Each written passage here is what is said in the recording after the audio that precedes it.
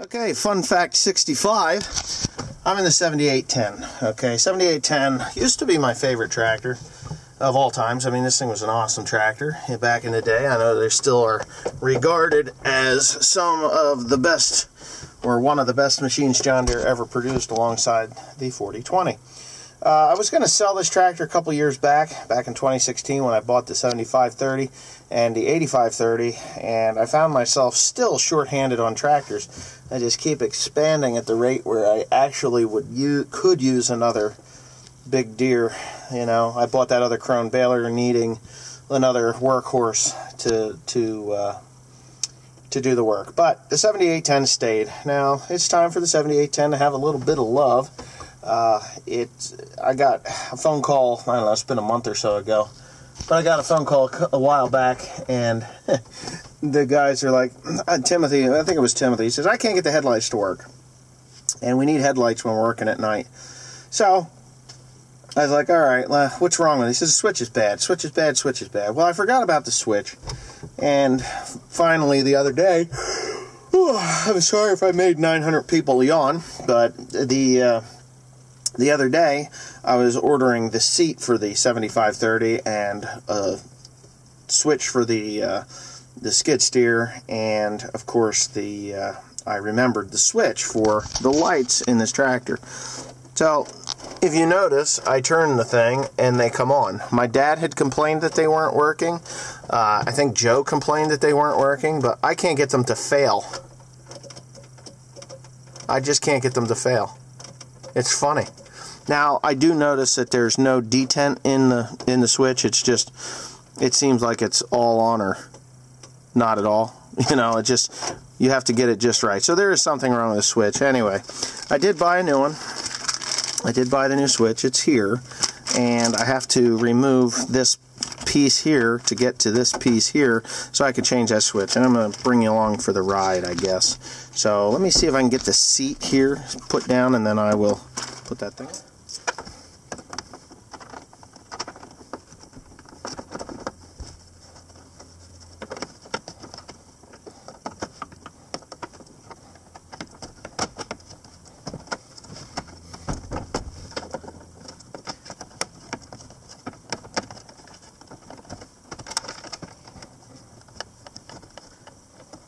And shit, 25 years later.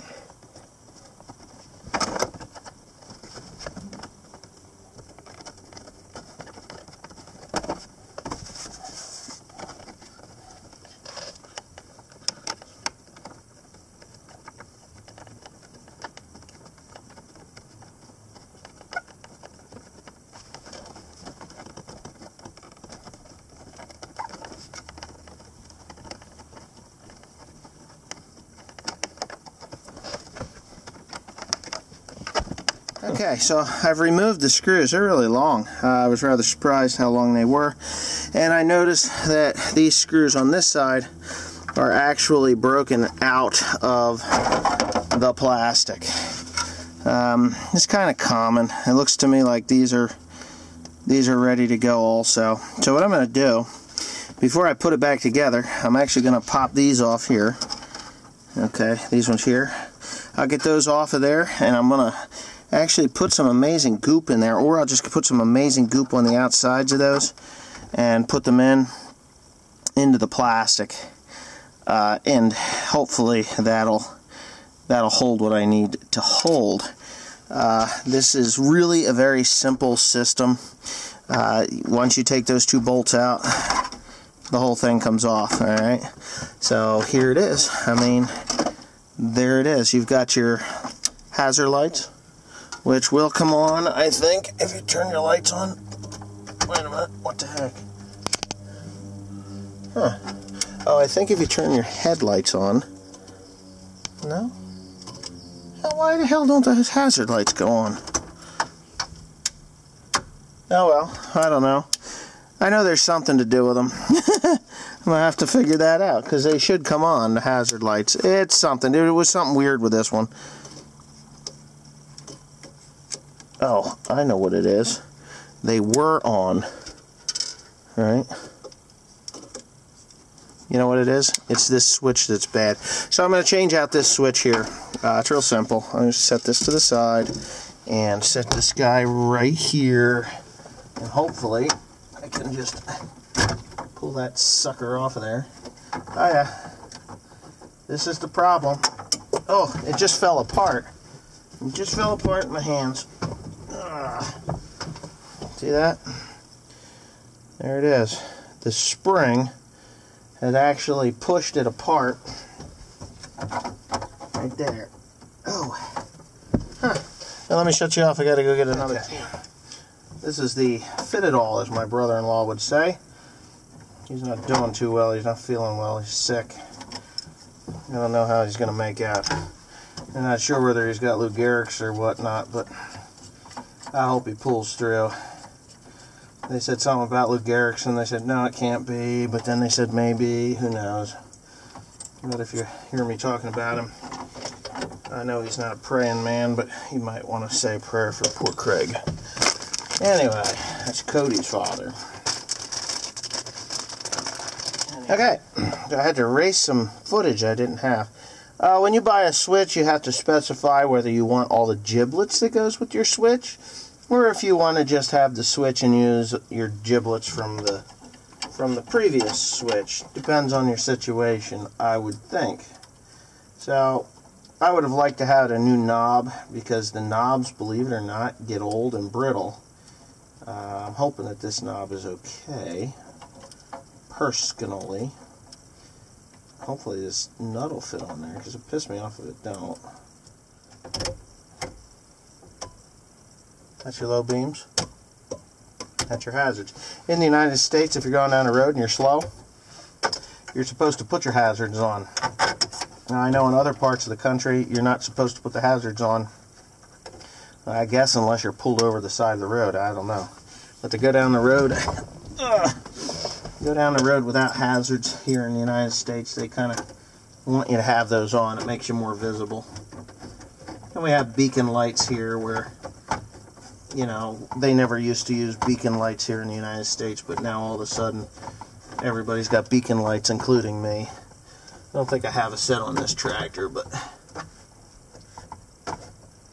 okay.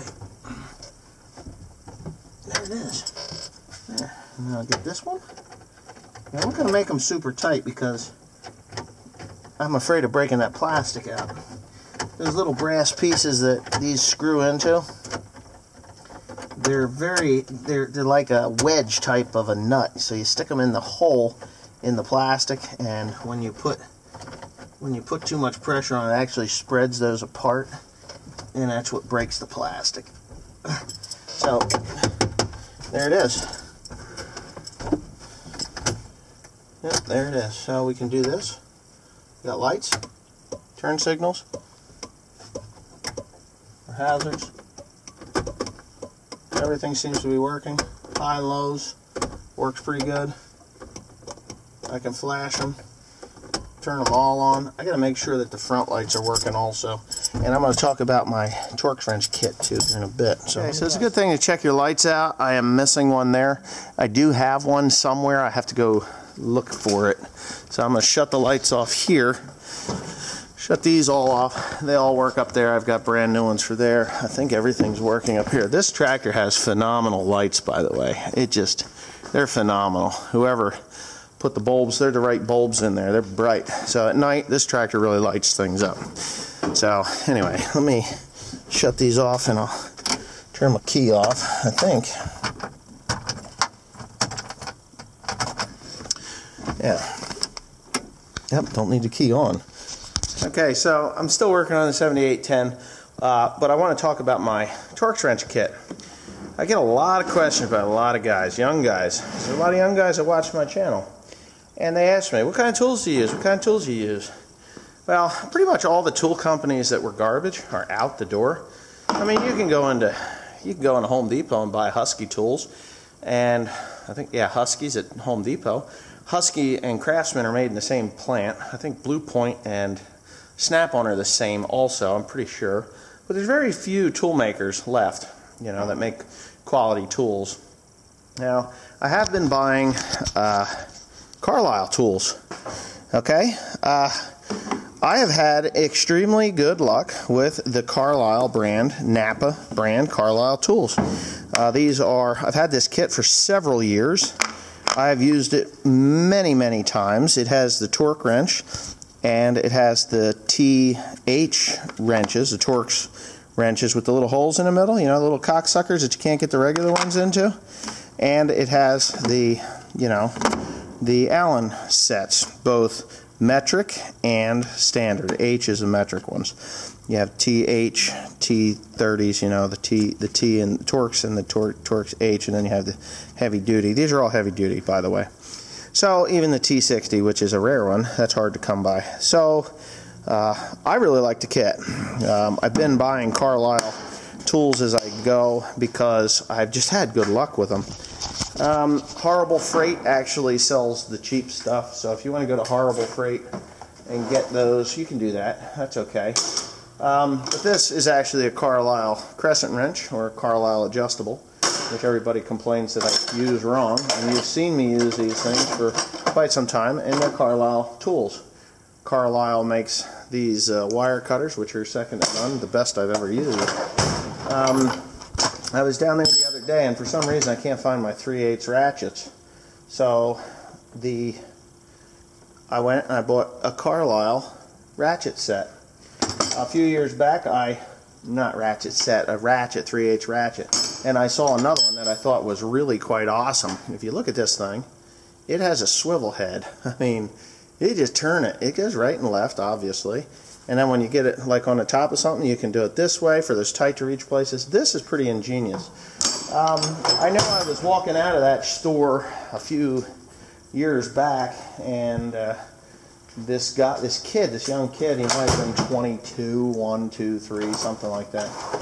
Let's put it this way, the little fucker was still wet behind the ears. His mother had just dropped him not long ago. And he's like, and I'll tell you exactly what I had. I had a not Pittsburgh. It was the Chicago Pneumatic socket set. He says, "Oh, that's a Taiwan junk. I only use Snap-on. I got $30,000 worth of Snap-on tools in my box, and it just makes me sick to see guys go in and buy Taiwan-made tools." Well, at his age, I highly doubt he had a full set of Snap-on tools. As most people do know that actually wrench on stuff, tools are something you acquire over a lifetime of work. There's probably more money sitting in tools in this shop than anybody's got any idea. Tens of thousands of dollars worth of tools. Good tools, cheap tools, expensive tools, inexpensive tools. I love Craftsman.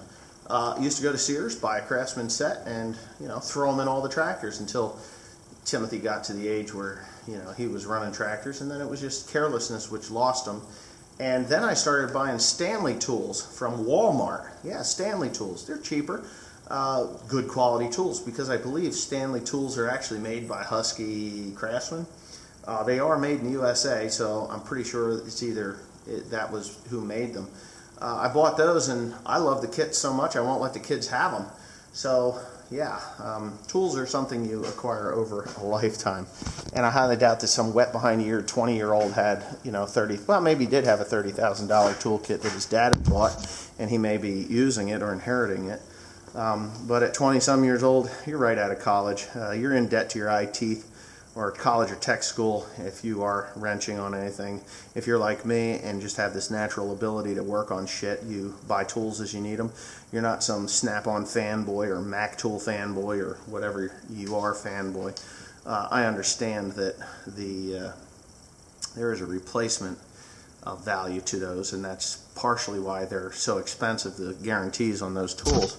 And I do have a Snap-on welder over there. I mean, I love this thing. It welds very well. I've owned it for, probably 10 years. I bought that thing. I bought it because it has a detachable head unit, and I can go anywhere with it.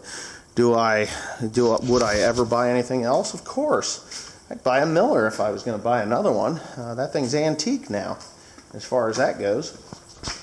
This toolbox is U.S. General. It's probably made in China. This came from Horrible Freight.